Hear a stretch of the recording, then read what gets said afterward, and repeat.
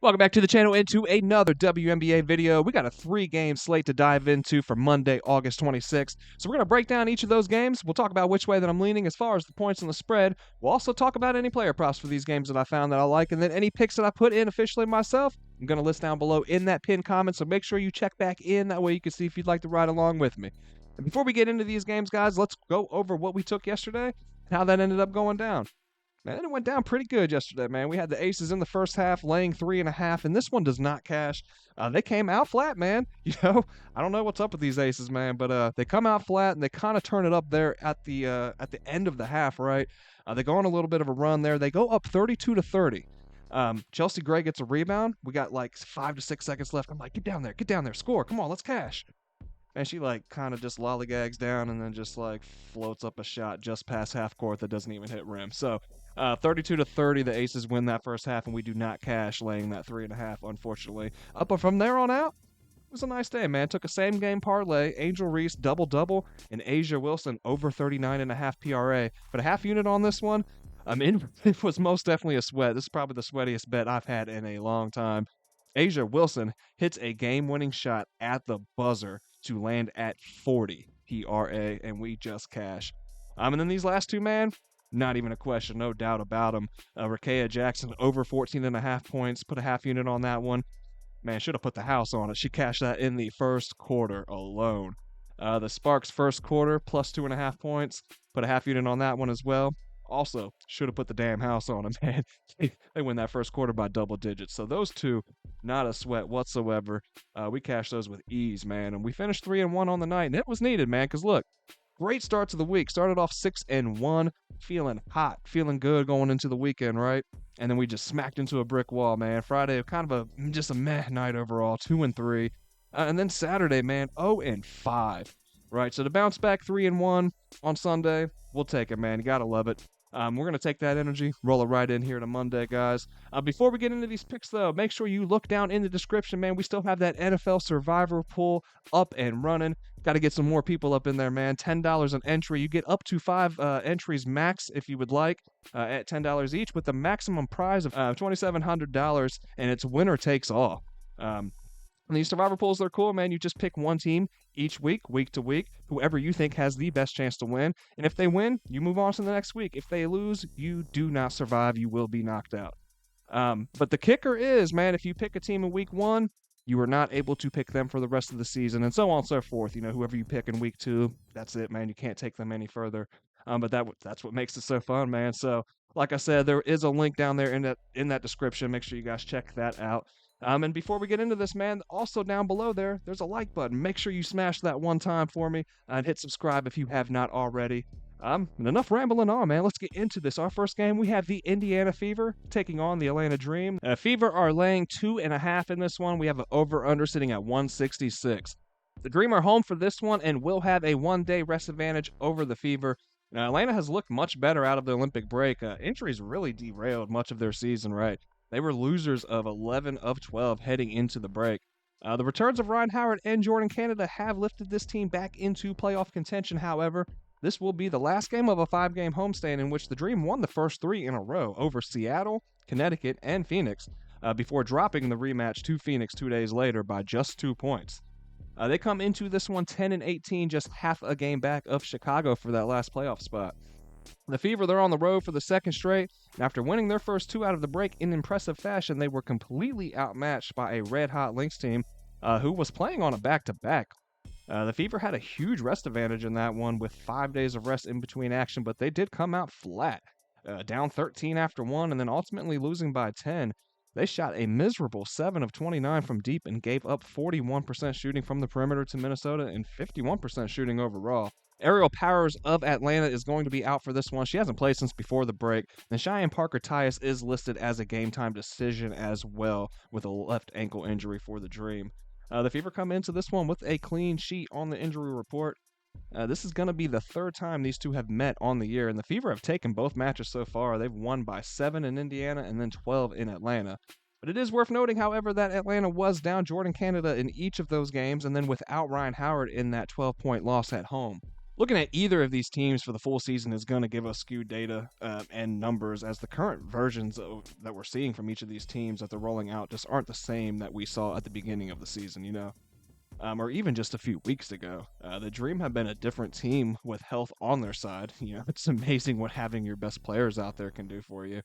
And we've talked a lot in these videos about the Fever's slow 3-10 start to the year and the fact that they are now 10-6 since then. So we'll just look at these two in the last 5 games specifically to see where we can find an edge for either squad. Because honestly, these are two teams that they've been playing really good basketball, and both are coming in off of a loss looking to bounce back. The thing is, these two are winning in opposite manners. The Dream have beaten teams with exceptional defense, limiting the opposition to just 74 points per game, the third fewest in this 5-game span, and have really ran teams off the perimeter as well, giving up the second fewest makes at only 29% shooting. The Fever, on the other hand, have become, over the course of the season, one of the best offensive units in the W.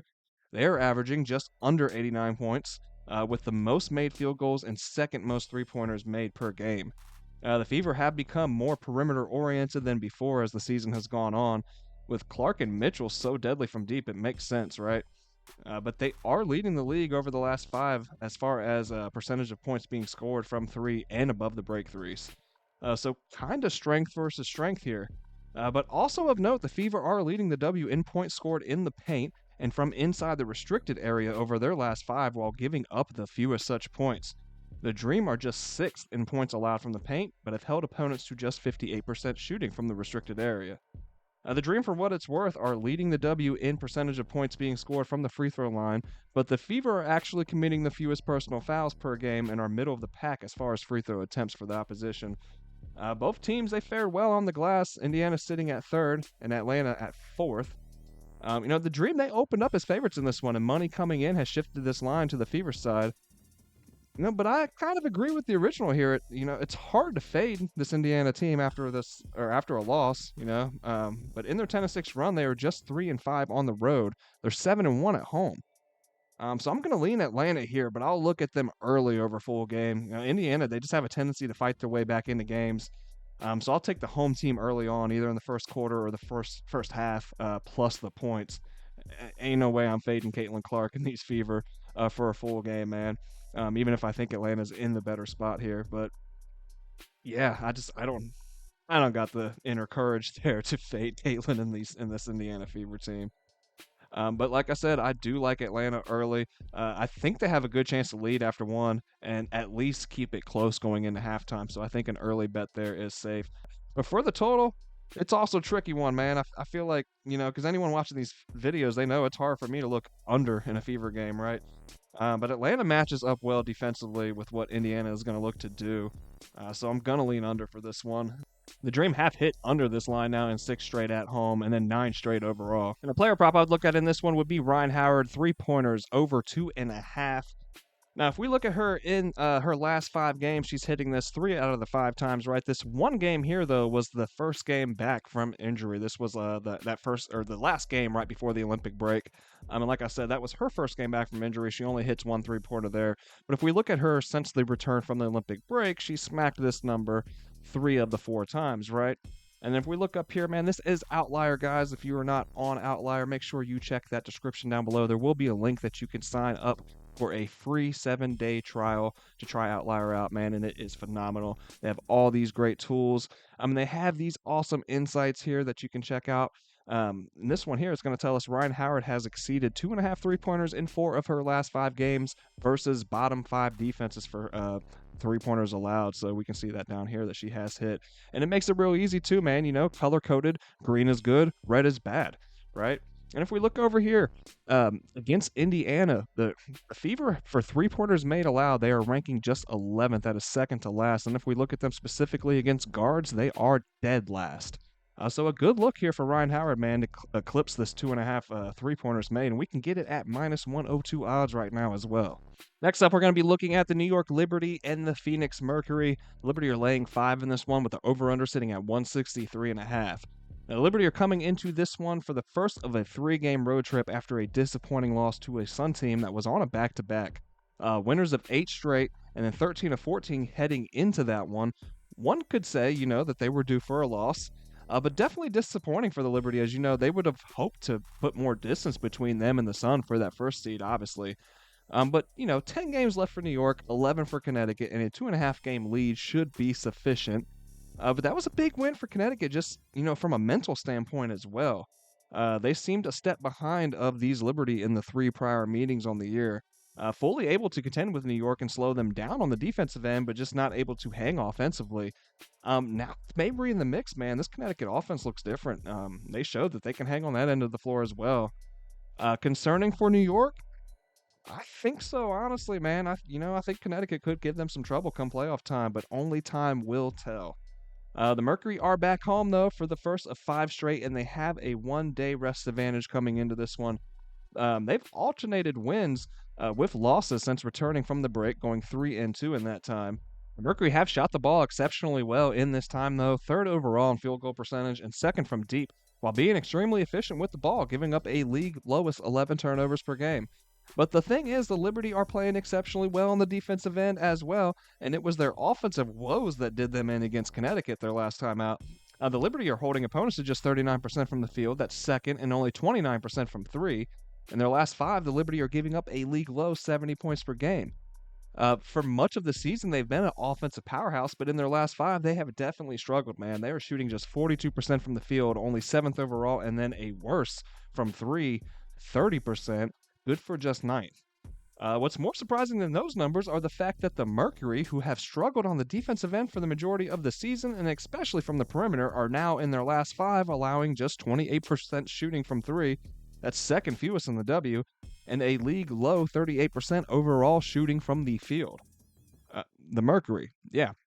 Where the Liberty can take advantage of Phoenix, though, is on the glass. In their last 5, they are leading the W in rebounds per game, while the Mercury are giving up the most. They are grabbing the second most offensive rebounds, and the Mercury are also giving up the most there as well.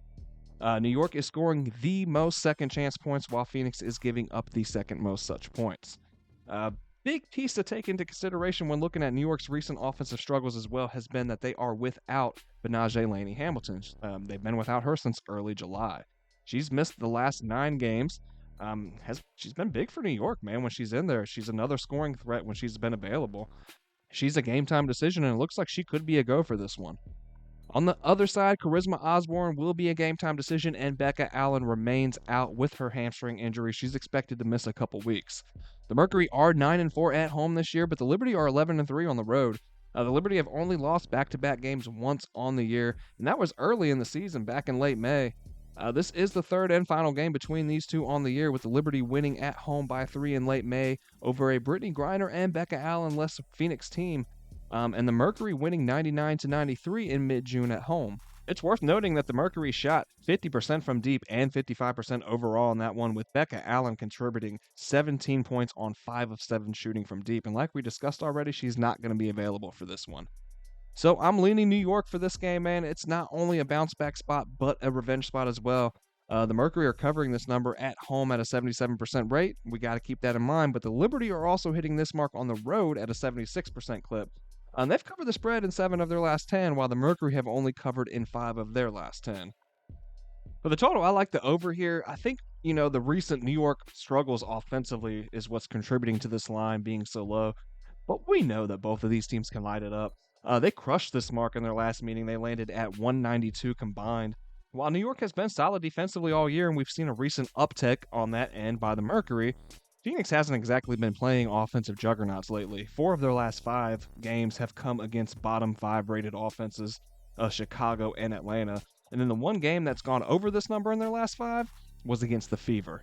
So this one opened up lower. It's up to 163.5 right now, but I still think it's just a touch too low. Yeah, definitely I'm going to go with the over for this one. And a player prop that I would look at for this one would be Natasha Cloud, her assist under 6.5. And if we look at her in her last 5, she's hit this under in 4 of the last 5 games. Look at her in her last 10, she's still hitting this mark at 70% rate, right? And if we look at these times that she has hit over, she follows it up with multiple unders, right? So, she did just hit over against the Dream there. Can we expect multiple unders? Let's hope, right? The Liberty, they're ranked 4th against guards. If we click this here, 4th against guards for assist allowed. She's hit under this number in both the prior meetings too against the Liberty on the year this year so far.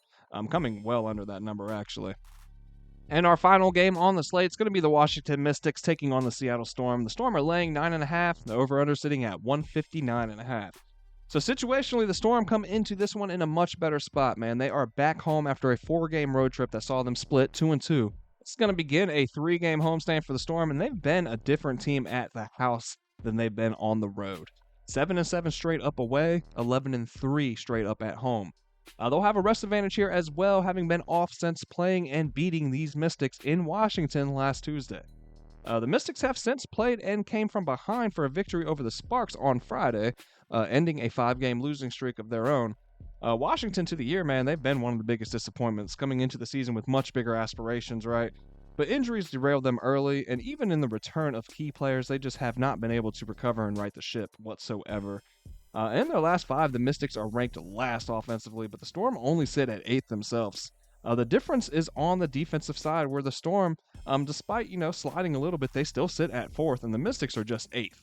Man, the Storm have shot the ball just about as poorly as you can in their last 5. Just 41% from the field, second to last, and dead last as far as three-point shooting percentage, converting at only 24%. The Mystics are 8th in three-point shooting percentage, but 5th overall from the field in their last 5. They've been one of the better three-point shooting teams over the course of the season, but yeah, they have dropped down to 8th. The Storm, they've been surviving out of the mid-range over their last 5. They're knocking in the 4th most from that zone. And then also in the paint outside of that restricted area, they're hitting the 2nd most shots at the 3rd highest percentage. They are only hitting the 5th most points from the paint, but on the year, they have hit at the 2nd highest. And Washington is giving up the 3rd most baskets at the 3rd highest percentage from outside of the restricted area, and then the 3rd most points in the paint. They also allow the 3rd most makes from the mid-range at the highest percentage. That was a lot of thirds, man. Comment 3 down there, guys. Keeping it in these last 5 games, though, the Mystics are also turning the ball over at the 2nd highest rate, while the Storm are forcing the 2nd most turnovers and scoring the 2nd most points off of turnovers. So all things considered, I'm going to lean Seattle here, but we know Washington has covered at a high rate this year. They've hit this number here in 72% of the games played, 64% on the road. But if we look at Seattle at home, man, like I said, they've been beast at home, man. They've covered this mark at a 71% rate.